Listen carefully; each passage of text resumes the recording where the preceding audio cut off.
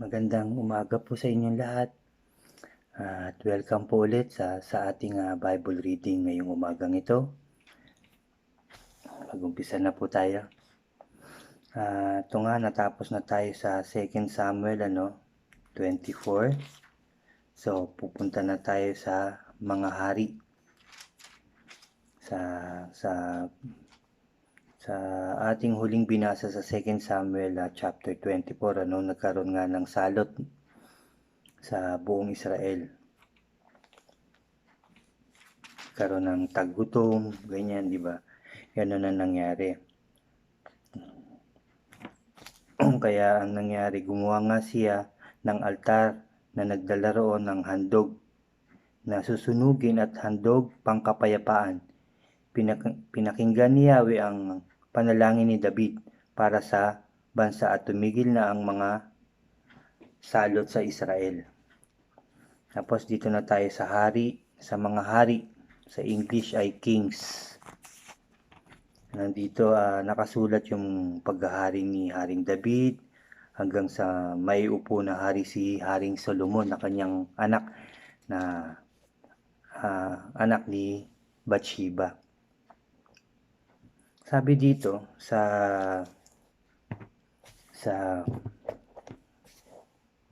chapter 1 ng hari, matandang-matanda na noon si Haring David, kahit kumutan ng makapal ay giniginaw pa rin. Kaya sinabi ng kanyang mga lingkod, kung ipahintulot po ninyo, kamahalan, ihahanap namin kayo ng isang dalaga na dito titira at mag-aalaga sa inyo. Matutulog siya sa tabi nyo upang mabigyan kayo ng init. At naghanap nga sila sa buong Israel isang magandang dalaga at natagpuan nila si Abisag na taga Sunem. Siya ay kanilang dinala sa hari. Tumira siya sa piling ng hari at inalagaan ito. Bagamat siya ay napakaganda, hindi siya ginalaw ng hari. Tapos may kwento dito na eto. Samantala, ipinamalita ni Adonias na anak ni Haguit na siya ang susunod na hari. May hinanda siyang mga karwahe, mga ngabayo at 50 alalay na kawal. Ni minsan hindi siya pinagsabihan o sinaway ng hari sa mga ginagawa niya. Si Adonias ay nakababatang kapatid ni Absalom.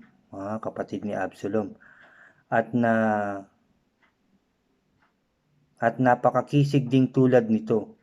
Kinausap niya si Joab na anak ni Serulas at ang paring si Abiatar. At sumang-ayon ang mga ito na siya'y tutulungan. Ngunit hindi pumanig sa kanya ang mga paring si Sadok at ang propetang si Nathan, pati si Benenias na anak ni Joaida.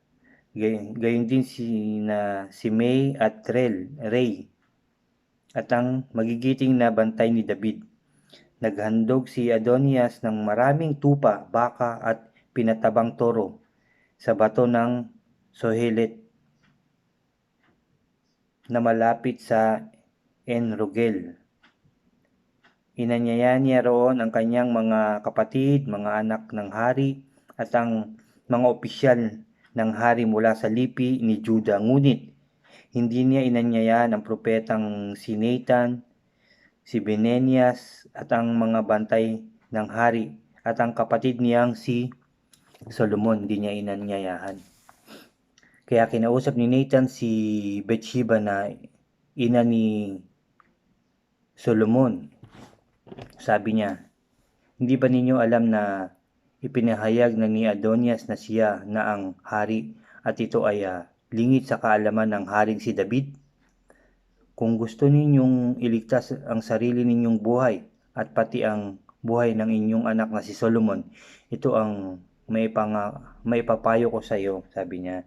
Pumunta ka agad sa hari at sabihin sa kanyang, Hindi ba't ipinangako ninyo sa akin na si Solomon ang maghahari sa nahahalili sa inyo? Bakit si Adonias ngayon ang naging hari at samantalang kausap ninyo ang hari at samantalang kausap ninyo ang hari, pumasok ako at patutunayan ko ang iyong sinabi.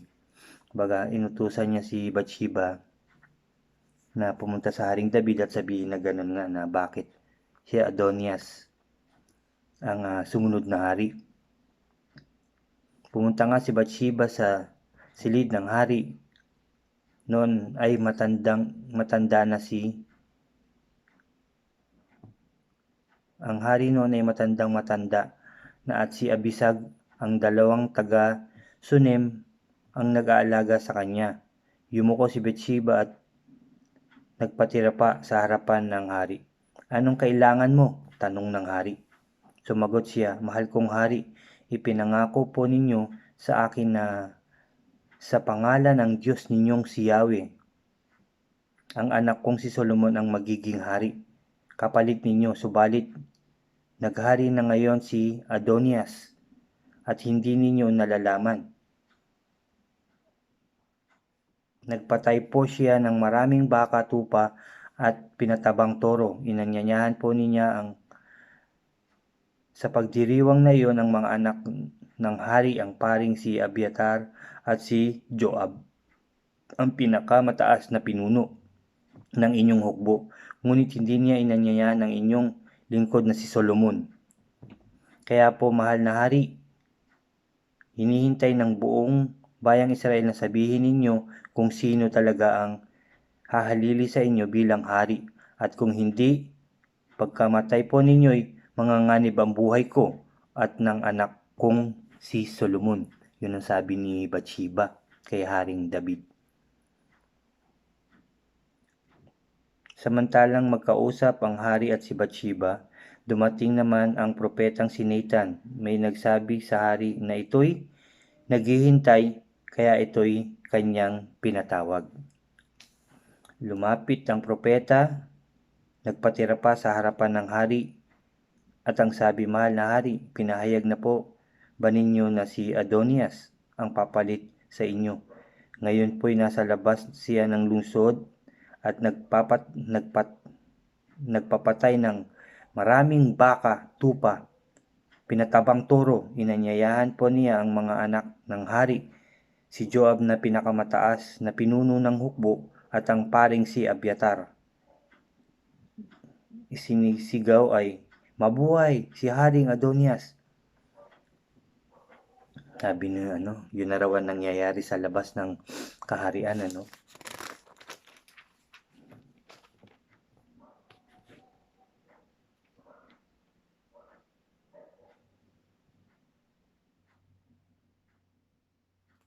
Pero nanumpa nga si Haring David na si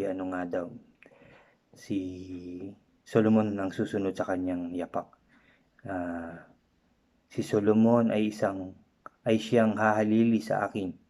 Tutuparin ko ngayon ang aking pangako, sabi niya. Nagpatira pa si Bathsheba sa harapan ng hari bilang paggalang. Mabuhay ang Haring David, magpakailanman, sabi niya. Pagkatapos sinabi ng Haring David, tawagin ninyo ang paring si Sadok, ang propetang si Nathan, at si Benenias. Kaya tumarap sa pari ang mga tinawag. Sila naman ang inutusan ng hari, isama ninyo ang aking mga opisyal, pasakayin ninyo ang anak kong si Solomon sa aking sariling mola, at samahan ninyo siya patungo sa Gihon. Bubuhusan siya roon ng langis bilang hari ng Israel, ng paring si Sadok at ng propetang si Nathan. Pagkatapos ay hipan ninyo ang trumpeta at isigaw ninyo, mabuhay si Haring Solomon.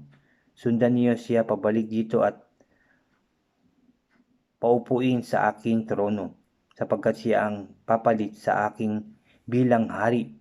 Siya ang aking pinili na maging hari ng Israel at Juda. Yun ang sabi ni Haring David. Sumagot si Benenias, matutupad po at pagtibayin nawa ito ni Yahweh, ang Diyos ng mahal na hari. at kung paanong pinagpala ni Yahweh ang mahal kong hari, naway pagpalain din niya si Solomon, naway maging mas dakila ang kanyang paghahari kaysa sa hari ng mahal kong haring si David. Lumakad ang mga paring si Sadok at propetang si Nathan at si Benenias, ang mga Kereteo at Peleteo. Pinasakay nila si Solomon sa mola ni Haring David at sinamahan siya patungong Gihon. Kinuha ng paring si Sadok sa tolda ang sungay ng lalagyanan ng langis at binuhusan ng langis si Solomon bilang hari. Hinipan nila ang trompeta at nagsigawan ng lahat, "Mabuhay si Haring Solomon!" Hinatid siya ng mga tao pabalik sa lungsod habang daay nagsisigawan. Halos mayanig ang lupa sa lakas ng ingay. Tapos nang kumain ng noon ang mga panauhin ni Adonias. Ito yung isang anak ni Haring David, na siya daw ang hari. At ang ingay ay narinig nilang lahat.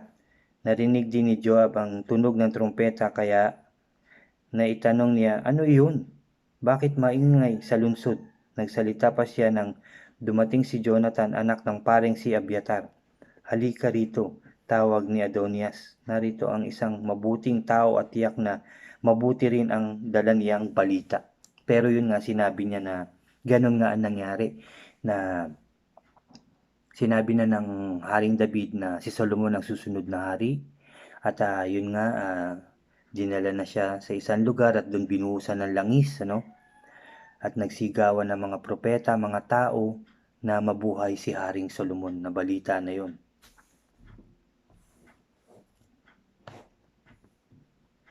Tapos itong na nangyari.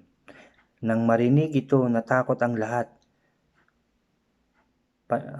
Lahat ng panauhin ni Adonias at nagkanya-kanyang takas, na takot din si Adonias kay Solomon, kaya tumakbo siya sa altar ng tolda.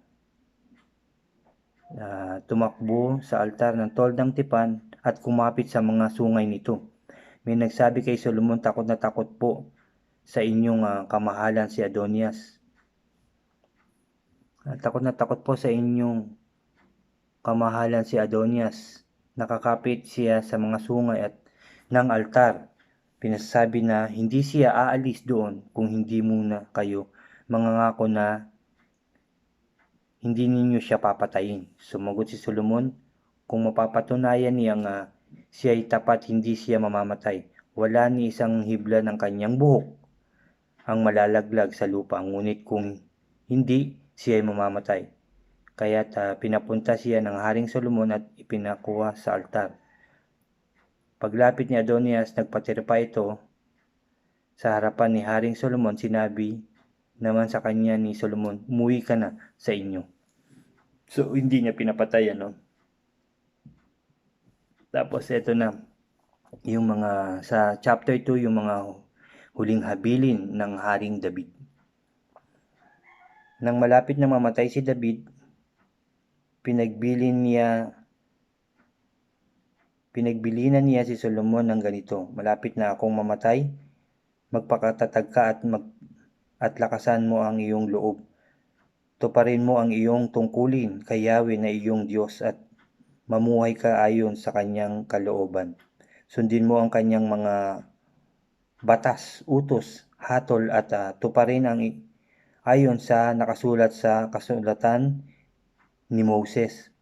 Gayon, magtatagumpay ka sa lahat mong gagawin at tutuparin ni Yahweh ang pangako niya sa akin kapag ang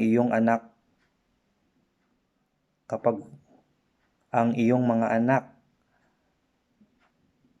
at susunod na salinlahi ay mananatiling tapat sa akin at susunod sa akin ng buong puso't kaluluwa, magpapatuloy ang iyong angkan sa trono ng Israel." Alam mo ang ginawa, tapos kwento ng mahal na hari yung mga kataksilan ng mga taong ginawa sa kanya, yung kagaya ni Joab, di ba, nagtaksil yun. Pinatay ni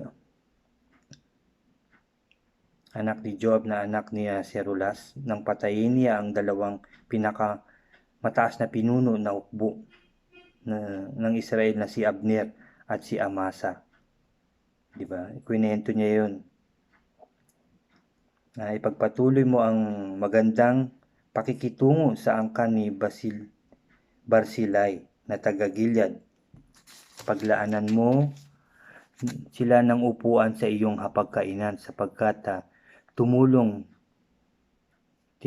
nila ako nung ako'y tumakas sa kapatid mong si Absalom. Huwag mo ring kalimutan si Semei na taga-Bahurim, ang anak ni Gera na mula sa lipi ni Benjamin. Pinagmumura niya ako nung ako'y umalis patungo sa Mahanim. Nang masalubong ko siya sa Jordan, pinangako ko sa pangalan ni Yahweh na hindi ko siya papatayin, ngunit tiyakin mong siya'y maparusahan. No? Maraming binili ng hari, no? Yung mga taong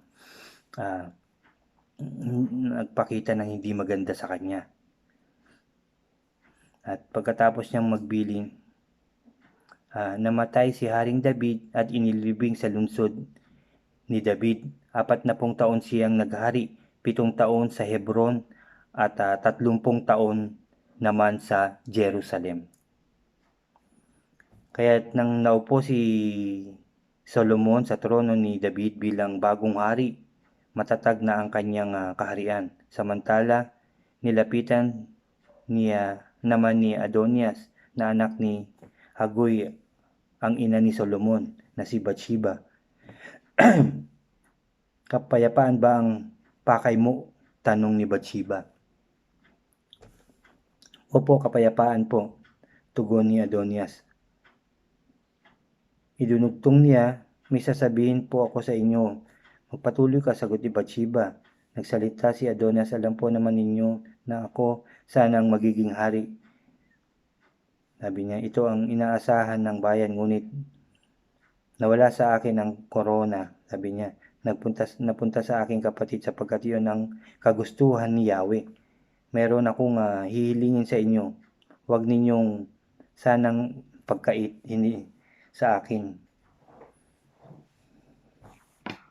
At nagpatuloy si Adonias, alam ko pong hindi siya makakatanggi sa inyo. Maaari ko bang hingin ninyo sa Haring Solomon na ipagkaloob sa akin na maging asawa ko si Abisag, ang dalagang taga Sunem. Ito yung nag-alaga kay Haring Saul, nung nabubuhay pa siya.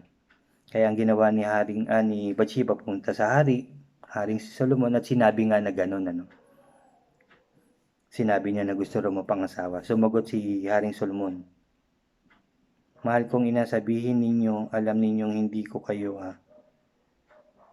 matatanggihan. Kaya nagpatuloy si Bathsheba. Sinabi nga yon. Sumagot si Haring Solomon sa kanya, ina, at bakit po ninyo hinihiling si Abisag para kay Adonias? Bakit hindi rin ninyo hilingin ibigay ko sa kanya ang trono, sapagkat siya ay nakatatanda kong kapatid, at ang paring si Abiatar pati si Joab na anak ni Serulas ay nasa kanyang panig. Nanumpa noon si Haring Solomon, parusahan nawa ako ni Yahweh kapag hahayaan kong pangmabuhay si Adonias, dahil sa ginawa niyang ito. Saksi si Yahweh ang Diyos na buhay, na naglagay sa akin sa trono ng aking amang si David, at nangakong mananatiling maghahari sa Israel ang aming lahi. Sa araw ding ito'y mamamatay si Adonias. Kaya't inutos niya kay Binenias na patayin si Adonias, at ganun nga ang nangyari. Tapos lahat ng sinabi ni Haring Solomon na bumaligtad sa kanya, na nakagawa ng hindi maganda, ay isa-isa niyang binigyan ng ng babala,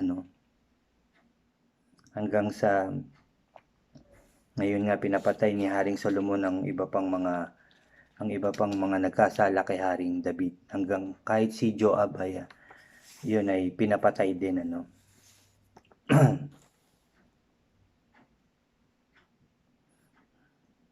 At yun nga, si Joab ay pinatay din. Pinuntahan nga ni Binenias si Joab at pinatay. Siya ay inilibing sa kanyang tirahan malapit sa ilang si Benenes na anak ni Joiada at ang hinaliling ng hari kay Joab bilang pinakamataas na pinuno ng hukbo at ang paring si Sadok naman ang pinalit kay Abiatar. Tapos yun ang nangyari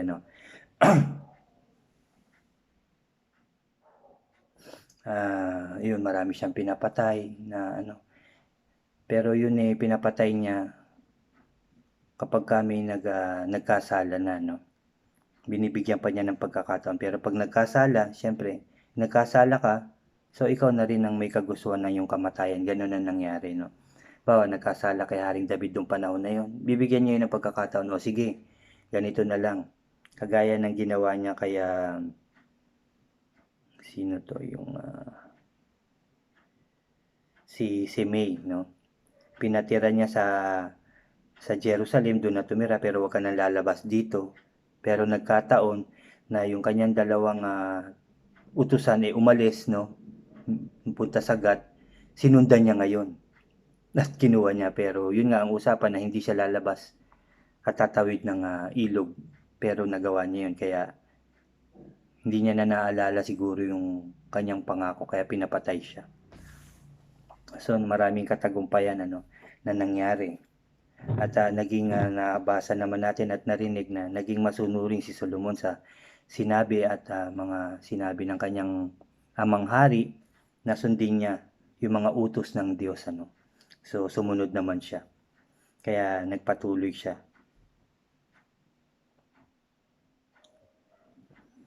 So doon natapos yung ating chapter 2, 1 and 2. So, natapos na wala na si Haring David at pumalit nga itong ang kanyang anak kay Bathsheba na si Solomon.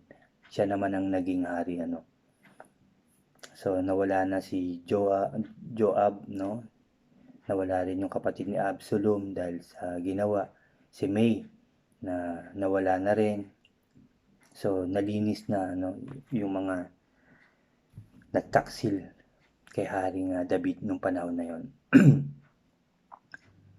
So dito sa ating binasa sa paggawa talaga ng kasalanan at pagsuway sa utos at pagbaliwala sa mga sinasabi ng Diyos at ng ating mga nakatataas nagiging kapahamakan talaga nagiging malaking kasalanan lalo na sa Diyos yung pagtataksil sinabi ng ganito dapat ang gawin, ganyan dapat pero hindi natin malaman kung kinakalimutan ba, sinasadya ba. Yun ay nagiging kapahamakan natin. Sana tayo rin ay kapag ka nangako, lalong-lalo na sa ating Diyos, tuparin natin. Huwag natin yun kalilimutan dahil alam na natin ang mangyayari, kapahamakan sa ating buhay. Kaya sa panahon din natin ito, tayo rin ay sumunod. Tignan nyo yung mga matitigas ang ulong sige pa rin sa lansangan na hindi naman siguro namimili talaga. Kundi, di ba marami tayong nababalitaan na nagiinuman pa, namamasyal pa siguro, tumatambay pa, pero tingnan nyo nangyayari. Marami pa rin nahahawa o nagkakaroon pa rin ng sakit na ENCOV dahil din sa katigasan ng ulo, dahil din sa ayaw mga magsisunod. So tayo rin dapat ay sumunod, magpatuloy na sumunod, alalahanin, isipin palagi na yung kapahamakan na mangyayari sa atin Ganon din ang sinasabi ng Biblia ngayon sa atin. At sa panahon natin ngayon na tayo sumunod sa ating Diyos, sa ating pamahalaan, sa nakakataas sa atin, para na rin sa ating sariling kaligtasan. Tayo uli ay manalangin. Aming Amang Diyos na makapangyarihan sa lahat, na may gawa ng langit at lupa at nagbigay buhay sa amin lahat at may karapatan na bumawi ng aming mga buhay. O Diyos naming makapangyarihan sa lahat, maraming salamat po sa iyong mga salita na aming nabasa na naman ngayong umaga, O Diyos. Maraming salamat, Lord. Maraming salamat, Jesus. Maraming salamat, Holy Spirit, na sinasabi mo sa iyong salita na kami dapat maging masunurin upang kami maging matagumpay. ngunit sa mga susuway ay kapahamakan ang mangyayari, O Diyos. Lord, patatagin mo ang aming mga puso't isipan, ang aming buhay at kaluluwa, O Lord, na sumunod lamang sa iyo upang magtagumpay kami sa aming mga buhay, O God, upang maging matagumpay kami sa aming mga gagawin, O God. Linisin mo, O Diyos, ang aming mga puso't isipan na gumawa lamang ng tama at sumunod sa iyo at lumakad ng matuwid tungo sa iyo, O God. Please, Lord, tulungan mo po kaming maging mabuting tao at maging tapat sa inyo, O God. Tulungan mo kaming huwag maging matigas ang ulo, O Diyos, sa araw-araw at sa buong aming buhay, O God. Tulungan mo kaming lahat, O Diyos, na maging tama ang aming mga gagawin. Tulungan mo rin, Lord, ang aming presidente, ang aming mga presidente na makapag-isip lamang ng tama at ikauunlad ng aming buhay at ikaliligtas ng aming mga buhay, O Diyos. Tulungan mo rin kaming sumunod, O God. Ingatan mo rin, Lord, ang aming mga presidente, ang aming presidente, O God, ang aming mga doktor, nurse, sundalo, Lord, police, ang mga frontliner, Lord, na nasa aming mga lugar, O God. Ingatan mo po sila, bigyan ng tamang puso't isipan, bigyan ng kalakasan, at Lord, at lagi mo silang samahan, Lord, upang sila'y maging matatag at maayos ang kanilang buhay at kalagayan. Ganon din kaming mga nasa tahanan, tulungan mo kaming sumunod lamang, O God, sa inyong pinag-uutos at pinag-uutos ng aming pamahalaan upang maligtas ang aming mga buhay. Gawin mo kaming lahat matatag, O God. Lord, ingatan mo po kaming lahat at ilayo sa anumang kapahamakan, karamdaman, tukso, O God, lalong-lalo na, O Diyos, sa gawa ng kaaway. Ingatan mo po ang aming mga tahanan, O Lord. Iligtas mo po ang aming bayan. Iligtas mo ang aming bansa. Iligtas mo ang buong mundo, O God, sa kapahamakan. Please, Lord. Please, Jesus. Please, Holy Spirit. Pakinggan mo po ang aming mga panalangin, O Diyos. Alam ko pong nakikinig ka po palagi sa aming mga panalangin dahil taos puso kami nananalangin at nagtitiwala lamang sa inyo, O aming Diyos. Huwag mo kaming pabayaan. Salamat, Lord. Salamat, Jesus. Salamat, Holy Spirit. Dahil alam ko po, pinakinggan mo na po kami. At magtatagumpay na po kami. At magiging maayos na ang buong mundo, O God. In Jesus' name. In Jesus' name. In Jesus' name, O God. Lord, siniselyohan ko na ng banal na dugo ng aming Panginoong Kristo ang aking panalangin. At ang lahat pang mananalangin ay tagumpay na, O God. In Jesus' name, O God. In Jesus' name. Lord, pinupuri ka namin, pinasasalamatan, sinasamba at dinadakila sa matamis at makapangyarihang pangalan ng aming Panginoong Kristo na aming tagapagligtas. Ang lahat ay magsabi ng Amen and Amen. Amen. Salamat pong muli sa umagang ito sa pakikinig nyo sa salita ng Diyos, sa pagsama nyo na naman sa akin. Salamat, salamat. At sa mga bago pa lang sa aking video, sa aking channel na Jipan De Leon, mag-subscribe po kayo, i-like nyo po ang aking mga video at ang mga susunod pang video. At i-click nyo na rin po yung notification bell para updated po kayo sa ating Bible reading pang i-upload. Salamat po uli sa inyong lahat. God bless po sa ating lahat. Mabuhay po tayong lahat. Salamat.